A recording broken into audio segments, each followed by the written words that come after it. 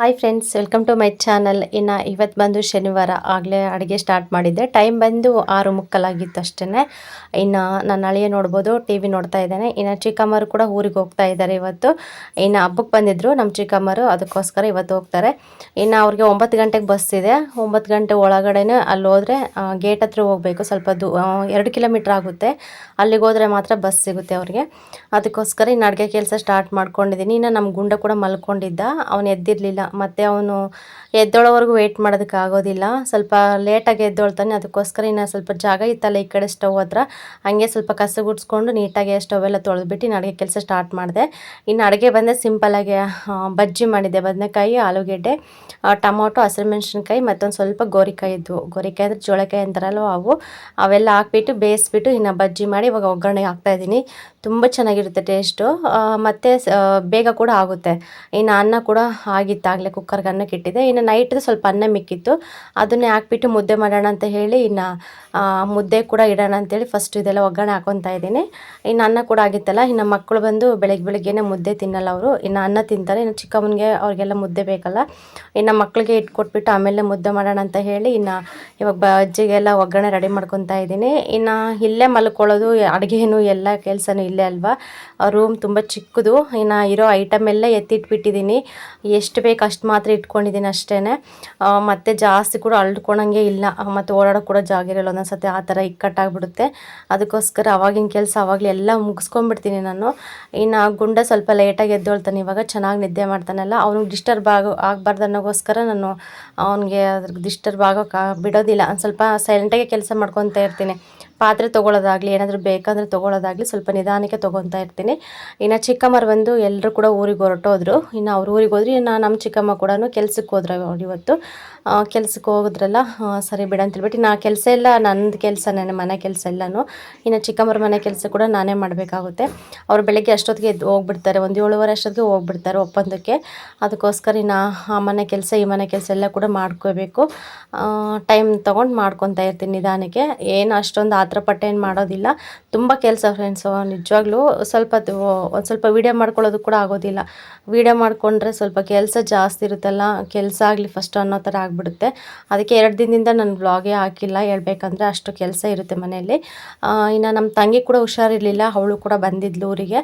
ಹಬ್ಬಕ್ಕೆ ಬಂದವಳು ಇಲ್ಲೇ ಉಳ್ಕೊಂಡಿದ್ಲು. ಇನ್ನು ಅವಳಿಗೂ ಕೂಡ ಸ್ವಲ್ಪ ನೋಡಿಕೊಂಡು ಇನ್ನು ಗುಣನೆಲ್ಲ ನೋಡ್ಕೊಂಡ್ಬಿಟ್ಟು ಮನೆ ಕೆಲಸ ಎಲ್ಲ ಮಾಡಿಕೊಂಡು ಇನ್ನು ಚಿಕ್ಕಪ್ಪ ಮತ್ತು ನಮ್ಮ ತಮ್ಮ ಅವರೆಲ್ಲ ಇರ್ತಾರಲ್ವ, ಅವ್ರನ್ನೂ ಕೂಡ ಸ್ವಲ್ಪ ವಿಚಾರಿಸ್ಕೊಂಡು, ಅಂದರೆ ಊಟ ಆಗಲಿ, ನೀರಾಗಲಿ, ಟೀ, ಕಾಫಿ ಮತ್ತು ಪಾತ್ರೆ ತೊಳಿ, ಬರೀ ಇದೇ ಕೆಲಸ ಇರುತ್ತೆ. ಇನ್ನು ಅವರೆಲ್ಲ ಹೋದ್ಮೇಲೆ ಇನ್ನು ಪಾತ್ರೆ ಎಲ್ಲ ತೊಳೆದ್ಬಿಟ್ಟು ಇವಾಗ ಸ್ಟ್ಯಾಂಡಿಗೆ ಜೋಡಿಸ್ದೆ. ಇನ್ನು ಅವಾಗಿನ ಪಾತ್ರೆ ಅವಾಗೆ ಎಲ್ಲ ತೊಳೆದ್ಬಿಟ್ಟು ಸ್ಟ್ಯಾಂಡಿಗೆ ಜೋಡಿಸ್ಕೊಂಡ್ಬಿಡ್ಬೇಕು, ಇಲ್ಲಾಂದರೆ ಒಂದು ಸ್ವಲ್ಪ ಇಕ್ಕಟ್ಟು ಥರ ಅನಿಸ್ಬಿಡುತ್ತೆ.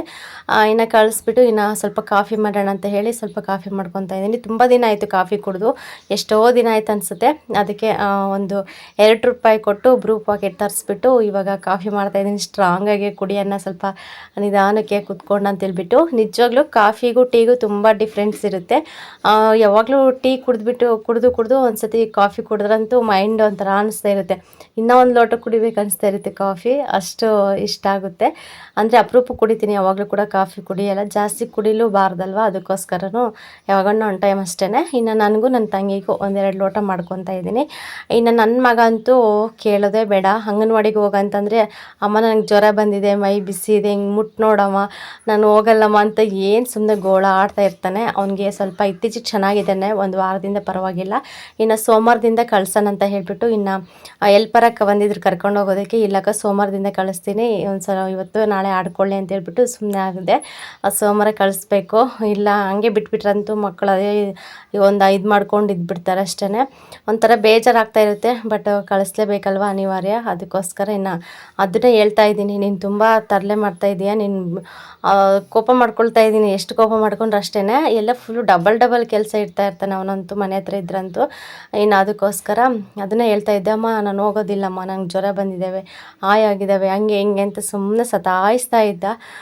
ಸರಿ ಬಿಡು ಅಂತೇಳ್ಬಿಟ್ಟು ಮತ್ತೆ ಏನಾದರೂ ಕೋಪ ಮಾಡಿಕೊಂಡ್ರೆ ಬಂದುಬಿಡ್ತಾನೆ, ಕೂತ್ಕೊಂಡಮ್ಮ ಜ್ವರ ಬಂದಿದ್ದಾವೆ ನೋಡು, ಬಂದಿದ್ದಾವೆ ಅಂತ ಹೇಳ್ತಾ ಇರ್ತಾನೆ.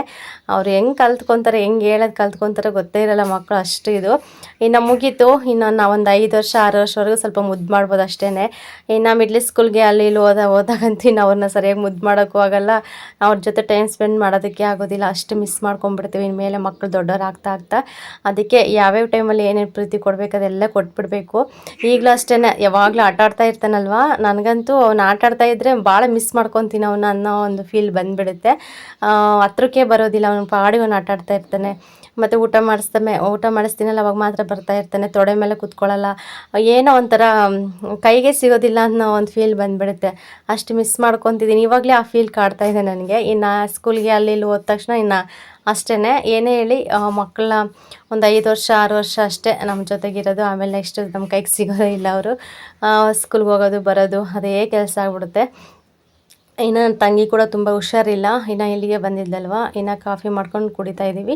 ಇವನು ಅಷ್ಟೇ ಯಾವಾಗನ ಕೇಳ್ತಾ ಇರ್ತಾನೆ ನನಗೆ, ಟೀ ಮಾಡಬೇಕಾದ್ರೆ ಆಗಲಿ ಬೇಕಮ್ಮ, ನನಗೆ ಒಂದು ಸ್ವಲ್ಪ ಬೇಕಮ್ಮ ಅಂತ ಇರ್ತಾನೆ. ಆದರೂ ಮಕ್ಕಳಿಗೆ ಜಾಸ್ತಿ ಕುಡಿಸ್ಬಾರ್ದಲ್ವ, ಕುಡಿಸೋದಿಲ್ಲ, ತುಂಬ ಹಠ ಮಾಡಿಬಿಟ್ಟ, ಇನ್ನು ಕಾಫಿ ಬೇಕು ಅಂತೇಳ್ಬಿಟ್ಟು ಸತಾಯಿಸ್ಬಿಟ್ಟ. ಇನ್ನು ನನ್ನ ತಂಗಿ ಇದ್ದಾಗ ಒಂದು ಸ್ವಲ್ಪ ಹಾಕು, ಒಂದು ಸ್ವಲ್ಪ ಕುಡಿಸ್ತೀನಿ ಅಂತೇಳ್ಬಿಟ್ಟು ಇನ್ನು ಸ್ವಲ್ಪ ಆರಿಸ್ಬಿಟ್ಟು ಕೊಡ್ತಾಯಿದ್ದಾಳೆ ಕುಡಿ ಅಂತೇಳ್ಬಿಟ್ಟು. ಇನ್ನು ಫಿಲಮ್ ಹಾಕಿದ್ರು, ಇನ್ನು ಫಿಲಮ್ ನೋಡ್ಕೊತ ಇಬ್ಬರು ಕೂಡ ಮಾತಾಡ್ಕೊತ ಇನ್ನು ಕೆಲಸಗಳು ಮಾಡಿಕೊಂಡೆ ನಿಧಾನಕ್ಕೆ. ಇವತ್ತು ಬಂದು ನಮ್ಮ ತಂಗಿ ಊರಿಗೆ ಹೋಗ್ತಾ ಇದ್ದಾಳೆ, ಹೋಗ್ಬಿಟ್ಟು ಒಂದು ಸೋಮವಾರ ಮಂಗಳವಾರ ಹಂಗೆ ಬರ್ತಾಳೆ. ಬಂದು ಒಂದು ಸ್ವಲ್ಪ ದಿನ ಎಲ್ಲೇ ಇರ್ತಾಳೆ, ಸ್ವಲ್ಪ ಹುಷಾರಾಗೋವರೆಗೂ. ಇನ್ನು ಮಕ್ಕಳದು ಕೂಡ ಸ್ಕೂಲ್ ಇದೆ ಅಲ್ವಾ, ಕಂಪಲ್ಸರಿ ಹೋಗಬೇಕು. ನಮ್ಮ ಧನು ಬಂದು 10th, ಅದಕ್ಕೋಸ್ಕರ ಅವನು ಹೋಗಲಿಲ್ಲ. ಮನೆ ಹತ್ರ ಯಾರು ಇಲ್ಲ ಅಂತಂದರೆ ಅವನ ಸ್ಕೂಲ್ಗೆ ತಪ್ಪಿಸ್ಕೊಳ್ಳೋದು ಹತ್ರ ಎಲ್ಲ ಮಾಡ್ತಾ ಇರ್ತಾನೆ ಅವನು, ಅದಕ್ಕೋಸ್ಕರ ಹೋಗ್ಬೇಕಂತೇಳ್ಬಿಟ್ಟು ಇನ್ನು ಅವಳು ಕೂಡ ಕಾಫಿ ಕುಡಿದು ಫ್ರೆಶ್ ಅಪ್ ಆಗ್ತೀನಿ ಅಂತ ಹೇಳಿ ಇನ್ನು ಹೊರಟಳು. ಇನ್ನು ಅವಳನ್ನ ಕಳಿಸ್ಬಿಟ್ಟು ಇವಾಗ ನೀರು ಬಂದು ಏನಂದರೆ ಒಂದೊಂದು ಸತಿನೇ ಒಂದೊಂದು ಥರ. ಬೆಳಗ್ಗೆ ಟೈಮು 4:45 ಹಂಗೆ ಒಂದಿನ ಬಿಡ್ತಾರೆ. ಇವತ್ತು ಬಂದು ಲೇಟ್ ಆಯಿತು ನೀರು ಬಿಡೋದು, ಟೈಮ್ ಸುಮಾರು ಒಂದು 10:30 ಆಗಿತ್ತು ನೀರು ಬಿಡೋಷ್ಟೊತ್ತಿಗೆ. ಇನ್ನು ಕುಡಿಯೋ ನೀರಿಗೆ ಬಿಟ್ಟಿದ್ರಲ್ವ, ಕುಡಿಯೋ ನೀರೆಲ್ಲ ಹಿಡಿದ್ಬಿಟ್ಟು ಇನ್ನು ಈ ಕಡೆ ಮೋಟ್ರ್ ಹಾಕಿದ್ದೆ, ಸ್ವಲ್ಪ ಡ್ರಮ್ಗೆಲ್ಲ ಬಿಟ್ಕೊಳೋಣ ನೀರು ಅಂತ ಹೇಳಿ. ಇನ್ನು ಡೈಲಿ ಬೆಳಗ್ಗೆ ಬೇಗ ಅಷ್ಟೊತ್ತಿಗೆ ಎದ್ದೇಳ್ತೀವಲ್ವ, ನೀರು ಬಿಟ್ಟಿದ್ದಾರೆ ಅಂತ ಸರಿಯಾಗಿ ನಿದ್ದೆ ಕೂಡ ಆಗೋದಿಲ್ಲ, ಅಷ್ಟು ನಿದ್ದೆ ಡಿಸ್ಟರ್ಬ್ ಆಗ್ತಾ ಇರುತ್ತೆ. ಒಂದೊಂದು ಸತಿ ಅಂತೂ ಈ ಥರ ಬಿಡ್ತಾ ಇರ್ತಾರೆ, ಸ್ವಲ್ಪ ಲೇಟಾಗಿ ಬಿಟ್ಬಿಡ್ತಾರೆ, ಮತ್ತೆ ಎದ್ಬಿಟ್ಟು ಮಲಗೋದಕ್ಕೂ ಆಗೋದಿಲ್ಲ, ಏನಿಲ್ಲ, ಒಂಥರ ಹಿಂಸೆ ಥರ ಆಗ್ಬಿಡುತ್ತೆ. ಇನ್ನು ಕೆಲಸಗಳು ಕೂಡ ಆಗೋದಿಲ್ಲ ಅಲ್ವಾ, ನೀರಿದ್ರೇ ಕೆಲಸಗಳಾಗೋದು. ನೀರಿನ ಕೆಲಸ ಒಂದು ಮುಗಿಸ್ಬಿಟ್ರೆ ಆಮೇಲೆ ನೆಕ್ಸ್ಟ್ ಕೆಲಸ ಮಾಡ್ಕೊಳೋಣ ಅಷ್ಟು ಒಂದು ಸಮಾಧಾನ ಆಗ್ತಾ ಇರುತ್ತೆ. ಇನ್ನು ಚಿಕ್ಕಪ್ಪ ಕೂಡ ಸುಸ್ತಾಗಿತ್ತು, ಅವ್ರಿಗೂ ಸ್ವಲ್ಪ ಹೆಲ್ತ್ ಹುಷಾರಿರಲಿಲ್ಲ, ಇನ್ನು ಮಲ್ಕೊಂಡ್ಬಿಟ್ಟಿದ್ದಾರೆ TV ನೋಡ್ಕೊತ. ಇನ್ನು ನಾನು ಬಂದು ಸ್ವಲ್ಪ ತಲೆಗೆ ಎಣ್ಣೆ ಹಚ್ಕೊತಾ ಇದ್ದೀನಿ. ಇನ್ನು ಕೂದಲಂತೂ ಸಖತ್ತು ಉದುರುತ್ತೆ, ಅಪ್ಪ ನಿಜವಾಗ್ಲೂ ತಲೆ ಬಾಚ್ಕೊಳ್ಳೋದೇ ಬೇಡ, ಹಂಗೆ ಬಿಟ್ಬಿಡೋಣ ಅನ್ನೋಷ್ಟು ಬೇಜಾರಾಗ್ತಾ ಇರುತ್ತೆ. ತಲೆ ಬಾಚ್ಕೊಳ್ಬೇಕಾದ್ರಾಗಲಿ ಇಲ್ಲ ಎಣ್ಣೆ ಹಚ್ಕೋಬೇಕಾದ್ರಾಗ್ಲಂತೂ ಸುಮ್ಮನೆ ಬುಡನೇ ಕಿತ್ತು ಬರ್ತಾ ಇರುತ್ತೆ, ಅಷ್ಟು ಕೂದಲು ಉದುರ್ತಾ ಇರುತ್ತೆ, ಸಖತ್ತು ಕೂದಲು ಉದುರುತ್ತೆ. ಅಂದರೆ ಬಾಣಂತನದಿಂದನೇ ಕೂದಲು ಉದುರೋಕ್ಕೆ ಸ್ಟಾರ್ಟು, ಮುಂಚೆ ಚೆನ್ನಾಗಿರುತ್ತೆ, ಇನ್ನು ಮದುವೆ ಆಗಿ ಮಕ್ಕಳಾದ್ರಂತೂ ಇನ್ನು ಮುಗ್ದೇ ಹೋಯ್ತು, ಸಖತ್ತು ಕೂದಲು ಉದುರ್ತಾ ಇರುತ್ತೆ. ಅದು ಯಾವಾಗ ಬೆಳಿಬೇಕು ಅನ್ನೋದೇ ಗೊತ್ತಿರೋದಿಲ್ಲ. ಮುಂಚೆಂತೂ ಜಡೆ ಹಾಕ್ಕೊಂಡ್ರೆ ಬಾಲ ಥರನೇ ಇರ್ತಾಯಿತ್ತು, ಸಣ್ಣ ಕಾಣಿಸ್ತಾ ಇತ್ತು. ಅದಕ್ಕೆ ನಾನೇನು ಮಾಡಿದೆ, ಒಂದು ಸತಿ ಎಲ್ಲ ಯು ಶೇಪ್ ಮಾಡಿಸ್ಬಿಡೋಣ, ಒಂದು ಸ್ವಲ್ಪ ದಪ್ಪನಾದರೂ ಕಾಣಿಸುತ್ತೆ ಜಡೆ ಅಂತೇಳ್ಬಿಟ್ಟು ಒಂದು ಸತಿ ಯು ಶೇಪ್ ಮಾಡಿಸಿದ್ದೆ. 2 ವರ್ಷ ಆಯಿತು ಅನಿಸುತ್ತೆ ಮಾಡಿಸ್ಬಿಟ್ಟು, ಆವಾಗಲಿಂದ ಅಸಲು ಕೂದಲೇ ಬೆಳೀತಾ ಇಲ್ಲ, ಇನ್ನು ಸಖತ್ತು ಉದುರ್ತಾನೇ ಇದೆ. ಅದಕ್ಕೆ ಒಂದೊಂದು ಸತಿ ಬೇಜಾರಾಗ್ಬಿಡುತ್ತೆ, ಮತ್ತು ಏನು ಮಾಡೋದಕ್ಕಾಗೋದಿಲ್ಲ. ಇವಾಗ ಸಿಕ್ಕಾಪಟ್ಟೆ ಬಿಸಿಲಿದೆ, ಒಂದು ವಾರದಿಂದ ಸಖತ್ತು ಬಿಸಿಲು ಅನ್ನಿಸ್ತಾ ಇದೆ. ಇನ್ನು ತಲೆಗೆ ಎಣ್ಣೆ ಹಚ್ಕೊಳ್ಳಿಲ್ಲ ಅಂದ್ರೂ ಕಷ್ಟನೇ, ಅದಕ್ಕೋಸ್ಕರ ಇನ್ನು ಕಣ್ಣು ಉರಿ ಬರೋದು ಮತ್ತು ತಲೆನೋವು ಬರೋದು ಆ ಥರ ಎಲ್ಲ ಆಗ್ತಾಯಿರುತ್ತೆ ಪ್ರಾಬ್ಲಮ್ಸು. ಅದಕ್ಕೋಸ್ಕರ ಇನ್ನು ಹಚ್ಕೊಳ್ಳೇಬೇಕು ಅನಿವಾರ್ಯ ಅಂತ ಹೇಳ್ಬಿಟ್ಟು ಇನ್ನು ಫುಲ್ಲು ಎಣ್ಣೆ ಹಚ್ಕೊಂಡ್ಬಿಟ್ಟು ಈ ಥರ ಕಟ್ಕೊಂಡ್ಬಿಡ್ತೀನಿ, ಆವಾಗ ಆರಾಮಾಗೆ ಇರುತ್ತೆ. ಮತ್ತು ಬಂದು ಇನ್ನು ನೆಕ್ಸ್ಟ್ ಮಧ್ಯಾಹ್ನಕ್ಕೆ ಊಟ ಎಲ್ಲ ಮಾಡಿಬಿಟ್ಟು ಇನ್ನು ಸ್ವಲ್ಪ ಬೆಳಗ್ಗೆ ಕೂಡ ಪಾತ್ರೆ ಇತ್ತು, ಇವಾಗೆಲ್ಲ ಪಾತ್ರೆ ಎಲ್ಲ ತೊಳಿತಾ ಇದ್ದೀನಿ. ಇನ್ನು ಬೆಳಗ್ಗೆ ಕಾಫಿ ಮಾಡಿರೋ ಮತ್ತು ಊಟ ಮಾಡಿರೋ ಪಾತ್ರೆ ಕೂಡ ಸ್ವಲ್ಪ ಇದ್ವು, ಅವನು ಸ್ವಲ್ಪ ತೊಳೆದು ಬಿಡೋಣ ಅಂತೇಳ್ಬಿಟ್ಟು ಅವನು ಕೂಡ ಹಾಕೊಂಡು ತೊಳಿತಾ ಇದ್ದೀನಿ. ಡೈಲಿ ಮನೆ ಕೆಲಸ ಅಂತೂ ಇದ್ದೇ ಇರುತ್ತೆ, ಎಷ್ಟು ಕೆಲಸ ಮಾಡಿದ್ರು ಕೂಡ ಅದಕ್ಕೆ ಕೊನೆ ಅನ್ನೋದೇ ಇರೋದಿಲ್ಲ. ಎದ್ದಾಗಿಂದ ಮಲಗೋವರೆಗೂ ಮಾಡಿದ್ರು ಕೂಡ ಮಾಡು ಅನ್ನೋಷ್ಟು ಕೆಲಸ. ಇನ್ನು ಈಗ ಚಿಕ್ಕಮ್ಮರು ಬಂದಿರೋದ್ರಿಂದ ಕೂಡ 2 ಮನೆ ಕೆಲಸ ಮಾಡ್ಕೊತಾ ಇರ್ತೀನಿ. ಪಾಪ ಅವ್ರು ಬೆಳಗ್ಗೆಯಿಂದ ಸಂಜೆವರೆಗೂ ಕೆಲ್ಸಕ್ಕೆ ಹೋಗಿ ಬಂದಿರ್ತಾರೆ, ಅವ್ರಿಗೂ ಮಾಡೋದಕ್ಕಾಗೋದಿಲ್ಲ. ಇನ್ನು ಅಟ್ಲೀಸ್ಟ್ ನನ್ನ ಮನೇಲಿ ಇರ್ತೀನಲ್ವ, ಒಂದು ಸ್ವಲ್ಪ ಹೆಲ್ಪ್ ಆದರೂ ಆಗಲಿ ಅಂತ ಹೇಳ್ಬಿಟ್ಟು ಎಲ್ಲ ಕೆಲಸನೂ ಮಾಡಿಕೊಡ್ತಾ ಇರ್ತೀನಿ. ಇನ್ನು ನಾನು ಎಷ್ಟು ಕೆಲಸ ಮಾಡಿಕೊಟ್ರು ಕೂಡ ಅವ್ರ ಋಣ ಅಂತ ತೀರ್ಸೋದಕ್ಕಾಗೋದಿಲ್ಲ ನನಗೆ. ಮತ್ತು ಇವಾಗ ಹಳ್ಳಿ ಕಡೆ ಗೊತ್ತಲ್ಲ, ಇನ್ನು ಹೊಲದಲ್ಲಿ ತೋಟದಲ್ಲೆಲ್ಲ ಕೆಲ್ಸಕ್ಕೆ ಹೋದ್ರಂತೂ ಸಿಕ್ಕಾಪಟ್ಟೆ ಕೆಲಸ ಇರುತ್ತೆ.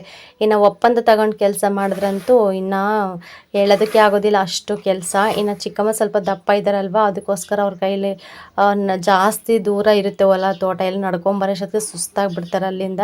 ಮತ್ತೆ ಬಂದು ಮನೆಯಲ್ಲೆಲ್ಲ ಮಾಡ್ಕೋಬೇಕಂದ್ರೆ ಸ್ವಲ್ಪ ರಿಸ್ಕ್ ಆಗುತ್ತೆ. ಮತ್ತು ಅವ್ರಿಗೆ ಕಾಲು ನೋವು ಬೇರೆ ಇದೆ, ತುಂಬ ಹೆಲ್ತ್ ಪ್ರಾಬ್ಲಮ್ ಇದೆ. ಆದರೂ ಕೂಡ ಮನೆ ಮೇಂಟೈನ್ಗೋಸ್ಕರನಾದರೂ ಕೆಲ್ಸಕ್ಕೆ ಹೋಗ್ತಾ ಇದ್ದಾರೆ ಅವರು. ಇನ್ನು ನನ್ನ ತಮ್ಮಂತೂ ಡ್ಯೂಟಿಗೆ ಹೋಗ್ತಾ ಇರ್ತಾನೆ. ಇನ್ನು ಮನೆ ಬೇರೆ ಕಟ್ಟಿಸ್ಬೇಕಲ್ವ, ತುಂಬ ಕಷ್ಟ ಇದೆ ಅವ್ರದ್ದು ಕೂಡ. ಹೇಳ್ಕೊಳ್ಳೋದಕ್ಕೆ ಆಗೋದಿಲ್ಲ. ನಿಜವಾಗ್ಲೂ ಮನುಷ್ಯರ ಜನ್ಮನೇ ಬೇಡ ಅಂತ ಅನಿಸ್ಬಿಡುತ್ತೆ ಒಂದೊಂದ್ಸತಿ. ಅಷ್ಟು ಬೇಜಾರಾಗುತ್ತೆ ಲೈಫ್ ಅನ್ನೋದು ನೆನೆಸ್ಕೊಬಿಟ್ರೆ. ಭಾಳ ಕಷ್ಟ ಜೀವನ ಮಾಡೋದಕ್ಕೆ, ಸುಮ್ಮನೆ ಒದ್ದಾಡೋ ಥರ ಆಗಿಬಿಡುತ್ತೆ, ಅಷ್ಟು ಕಷ್ಟ ಇರುತ್ತೆ. ಏನಾದರೂ ಹೇಳಿ ಒಂದು ಸ್ವಲ್ಪ ಜಮೀನು ಇರಬೇಕು, ಇಲ್ಲ ಏನಾದರೂ ಸ್ವಲ್ಪ ಮುಂಚೆನೇ ಸ್ವಲ್ಪ ಮನೆಯೆಲ್ಲ ಕಟ್ಟಿಸ್ಕೊಂಡು ಚೆನ್ನಾಗಿದ್ದರೆ ಒಂದು ಪರವಾಗಿಲ್ಲ. ಎಲ್ಲ ಕೂಡ ಹೊಸ್ದಾಗಿ ಮಾಡ್ಕೋಬೇಕಂದ್ರೆ ಭಾಳ ಕಷ್ಟ ಅನಿಸ್ಬಿಡುತ್ತೆ. ಅದಕ್ಕೋಸ್ಕರ ನಿಜ ಜೀವನನೇ ಬೇಡ ಅನ್ನೋ ಅಷ್ಟು ಬೇಜಾರಾಗ್ಬಿಡುತ್ತೆ ಒಂದೊಂದ್ಸತಿ. ಪಾತ್ರೆ ಎಲ್ಲ ತೊಳೆದಿಟ್ಟು ಇನ್ನು ಮನೆ ಕೆಲಸ ಎಲ್ಲ ಮುಗಿಸ್ಕೊಂಡೆ. ಇನ್ನು ಟೊಮೊಟೊ ಕೊಟ್ಟಿತ್ತು ಎದುರು ಮನೆ ಅಕ್ಕ ಸುಮಕ್ಕ ಅಂತ ಇದ್ದಾರೆ, ಅವ್ರ ಅಪ್ಪಾಜಿಯರು ಬೆಳೀತಾರೆ ಅವ್ರ ಊರಲ್ಲಿ. ಅದಕ್ಕೋಸ್ಕರ ಕೊಟ್ಟು ಕಳಿಸಿದ್ರಂತೆ, ನಮಗೊಂದು ಸ್ವಲ್ಪ ಕೊಟ್ಟಲು. ಅದಕ್ಕೋಸ್ಕರ ಇನ್ನು ತೊಗೊಂಬಂದು ಸ್ಟ್ಯಾಂಡಿಗೆ ಜೋಡಿಸ್ತಾ ಇದ್ದೀನಿ. ಇವು ನೋಡ್ತಾ ಇರ್ಬೋದು, ಆಟ ಸಾಮಾನು ಎಷ್ಟೇ ಇರಲಿ ಸುಮ್ಮನೆ ಕಿತ್ತು ಹಾಕ್ತಾ ಇರ್ತಾನೆ.